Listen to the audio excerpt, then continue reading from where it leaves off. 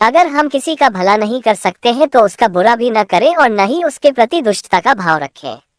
अगर हम किसी के प्रति दुष्टता का भाव रखते हैं तो आज न कल उसका फल हमें जरूर मिलता है। यहाँ एक कहानी प्रस्तुत करने जा रहे हैं जिसमें एक अशोक नाम के एक व्यक्ति को अपने मित्र विनय के प्रति दुष्टता का भाव रखने के कारण न केवल जलील होना पड़ा बल्कि उससे एक बड़ी मुसीबत का भी सामना करना पड़ा। अशोक और विनय एक ही ऑफिस में काम करते थे। दोनों में मित्रता भी थी, परंतु काम और बुद्धिमानी के मामले में विनय जहां होशियार था वहीं अशोक की कामचोरी और सहयोगियों के प्रति जलन से सभी वाकिफ थे।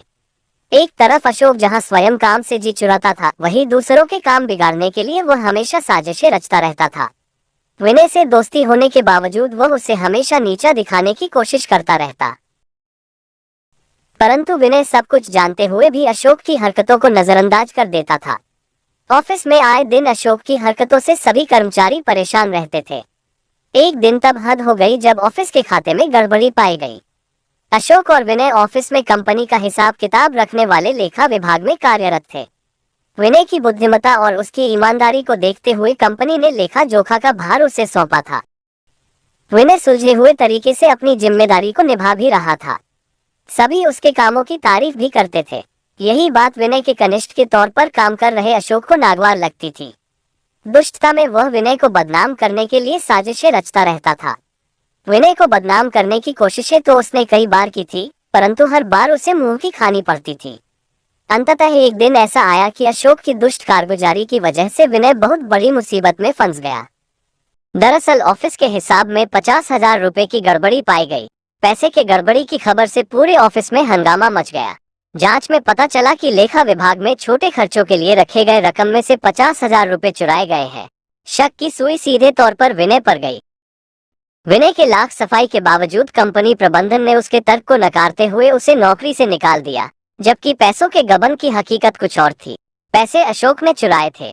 विनय भी इस बात को जानता था, परंतु कोई सबूत न होने के कारण वो अशोक को दोषी ठहराने में असमर्थ था। इधर अशोक अपने मंसूबे को पूरा होने पर मन ही मन खुश था। अब जैसा कि संभावित था, पैसों के गबन में एक बार सफल होने के बाद अशोक की हिम्मत बढ़ गई। उसने देखा कि चोरी तो उसने की थी, परंतु फंसा तो विनय और सजा भी उसे भुगतनी पड़ी। वो एक बार फिर से पैसे चोरी करने की योजना बनाने लगा, परंतु उसे ये पता नहीं था कि ऑफिस के अन्य सभी कर्मचारी विनय वाली घटना के बाद से सतर्क हो गए थे। इसकी वजह थी कि कोई भी कर्मचारी विनय को दोषी मानने को तैयार नहीं था। सभी को लगभग अशोक पर ही शक था। इसी शक के मद्देनजर सभी की नजरें हमेशा अशोक की गतिविधियों पर लगी रहती थी, परंतु दुष्ट अशोक को अपनी चालाकी पर बड़ा गर्व था और वो छिपी नजरों की जासूसी से अनजान बना रहा। कई दिनों से लेखा विभाग से पैसे चुराने की जुगत में लगे रहे अशोक को आज मौका मिला था।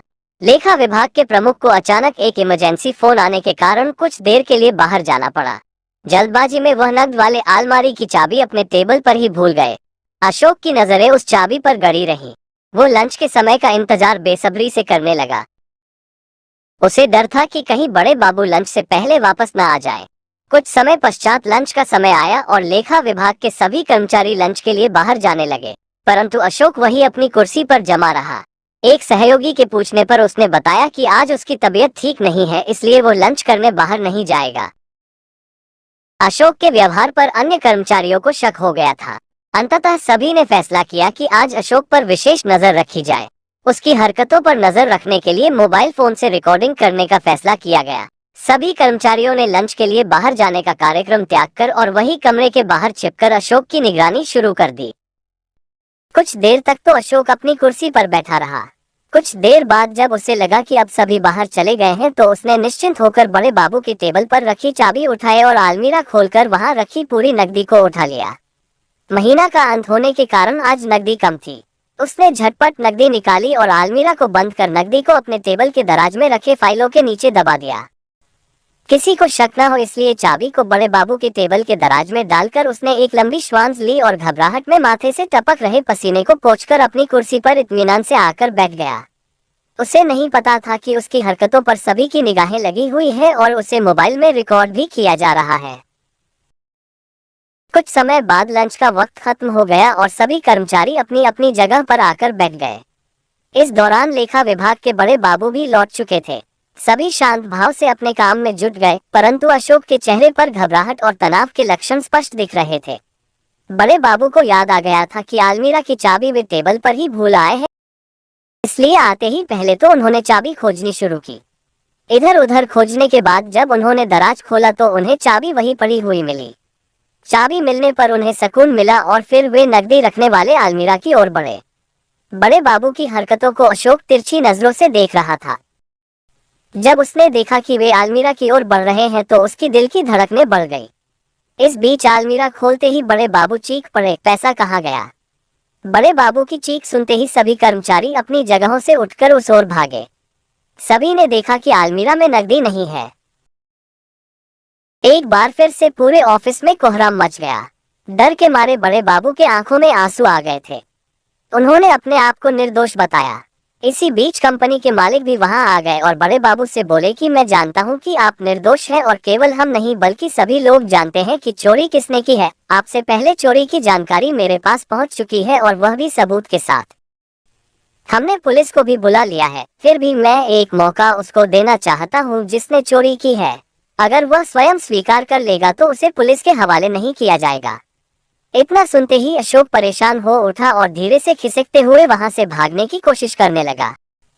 उसे नहीं पता था कि सबकी निगाहें उसी के ऊपर है। जैसे ही अशोक दरवाजे की ओर लपका एक कर्मचारी ने उसका हाथ पकड़ लिया।